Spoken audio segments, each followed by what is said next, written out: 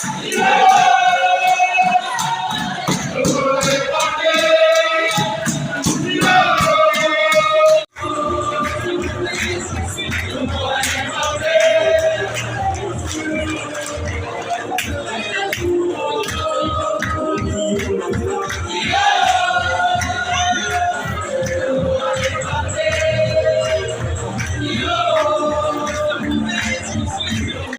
va défiler, ou bien qu'on ne défile pas, que ça va avoir un impact sur notre statut paramilitaire. Je suis désolé, ça ne va pas ensemble.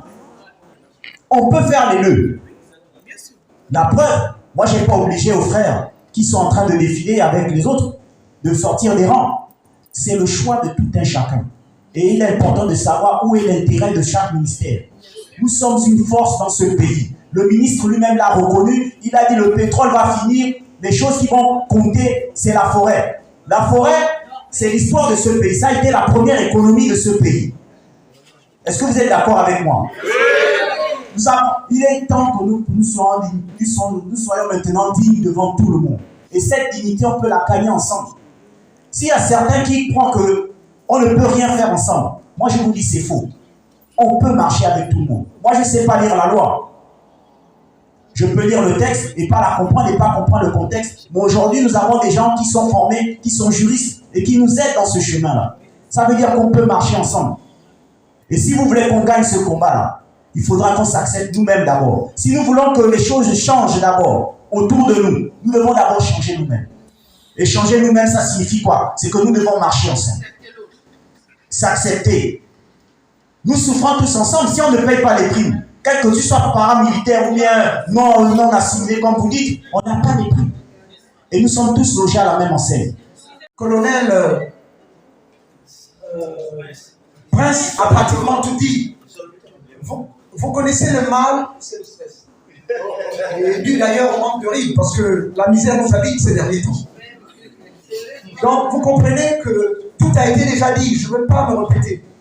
Et je n'ai peut-être plus cette fougue que j'avais il y a 4 ans, lorsqu'on combattait Lee White. Et aujourd'hui, nous sommes désolés de constater que le ministre qui est notre frère, qui est un Gabonais, vient aujourd'hui nous humilier, nous traiter pire que Lee White.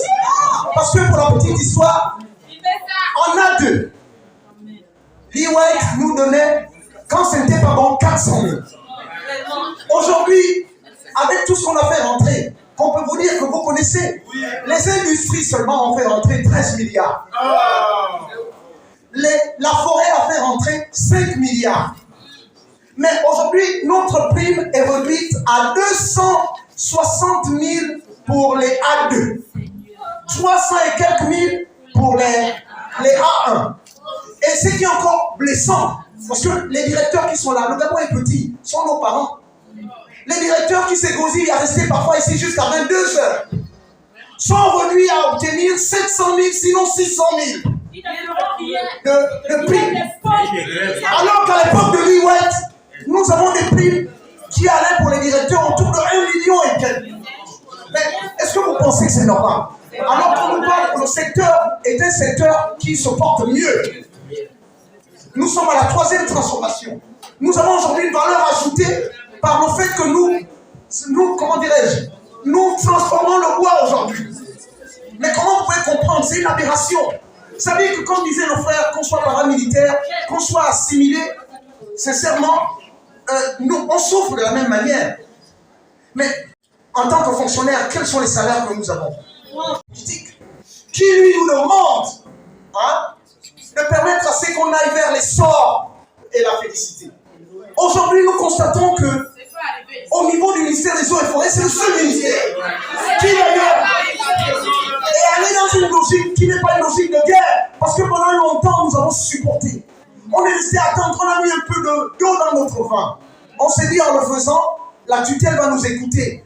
Nous sommes même allés plus loin, il y en a même qui nous ont traités de corrompus, parce qu'on s'est permis, grâce à votre argent, que vous avez cotisé dans la misère, de remettre au directeur de cabinet un pli, pour ne pas dire comment vous appelez ça, un panier de vin. On l'a fait pour le secrétaire général. Hein? On l'a fait pour la majorité des responsables parce qu'on s'est dit qu'il était important pour nous d'aller vers la paix, vers l'apaisement. Mais aujourd'hui, nous constatons que rien n'est fait durant plusieurs mois.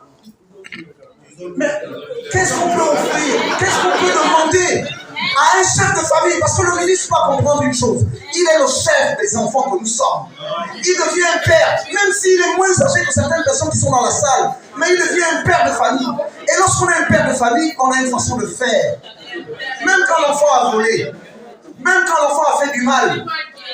Parce que j'avais un enseignant qui me disait à l'étranger que l'entreprise est d'abord une famille. Et lorsqu'on a une famille, on s'assoit comme l'a dit Prince, parce que tout a été dit cette fois, je disais, je n'ai pas envie de me répéter. Lorsqu'on est une famille, on s'assoit. Et dans la famille, vous savez, la famille n'est jamais parfaite. Il y a des voleurs, il y a des menteurs, il y a des tueurs, il y a même des assassins dans la famille.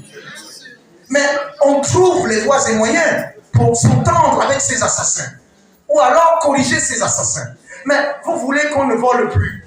Vous voulez qu'on ne, comment dirais-je, qu'on ne soit plus corrompu. Mais quand vous affamez quelqu'un qui a une famille, vous pensez qu'est-ce que cette personne peut faire? Nous n'allons jamais cracher sur ce qui s'est passé le 30 août 2023. C'était une libération nationale et nous félicitons les militaires par rapport à ça. Nous avons confiance au président général Oligui quant au choix des personnes qu'il doit nommer en tant que ministre. Nous ne reviendrons jamais sur ces décisions-là. Par contre, nous allons insister sur le fait qu'on ait besoin d'une restauration, parce que c'est la restauration qui nous a été servie. Et c'est ce qui s'y est en ce moment dans ce pays. Au niveau des eaux et forêts, nous ne sentons pas la restauration. Rien ne bouge depuis plus de 10 mois que nous sommes avec le ministre général, M. Maurice Ntossou. Le malaise vient du fait que nous avons des situations qui étaient là depuis l'époque de M. Liwet qui n'ont toujours pas été prises en compte. Rendez-vous compte, nous sommes le ministère des Eaux et Forêts, nous gérons pratiquement 80% du territoire. Et nous n'avons pas la possibilité souvent d'aller en mission, sous prétexte qu'il y a un manque de véhicules. C'est des questions qui ne devraient même pas se poser ici au niveau des eaux et forêts. Nous avons des agents qui cavalent les forêts gabonaises, qui sont là dans la protection, la gestion des ressources naturelles. Et nous savons très bien, vous voyez tous qu'il y a des grumiers qui circulent, qu'il y a le bois qui est exporté, il y a de l'argent qui rentre, et les agents ne jouissent toujours pas des bienfaits de cela. S'ils jouissent, ils sont toujours spoliés dans le fait que ces primes-là, nous avons des acquis qui étaient là depuis 2014, qui avaient disparu. Et ces acquis-là, on était bien réglés. Chaque trimestre, nous avions nos primes. Et nous ne les avions toujours pas. Non seulement nous ne les avons pas à temps, mais ils sont réduits à chaque fois. On ne comprend pas toujours pourquoi le ministre refuse de pouvoir recevoir le syndicat. Nous avons tenté plusieurs fois de pouvoir le rencontrer. Nous ne voulons pas être dans l'invective, nous ne voulons pas être dans la menace, mais tout ce que nous demandons, c'est d'avoir une relation saine avec notre ministre. Il n'y a aucun dialogue, alors qu'actuellement, partout, dans tous les ministères, il y a le dialogue qui se fait. Aujourd'hui, vous avez un peu vu ce qui se passe au ministère des Transports. Le ministre est obligé de dialoguer avec ses collaborateurs. Pourquoi ça ne se fait pas aussi au ministère des Eaux et Forêts? Je veux bien comprendre qu'on a affaire à un militaire et pas un politicien, mais nous devons comprendre aussi qu'il y a des lois, et il n'est pas au-dessus.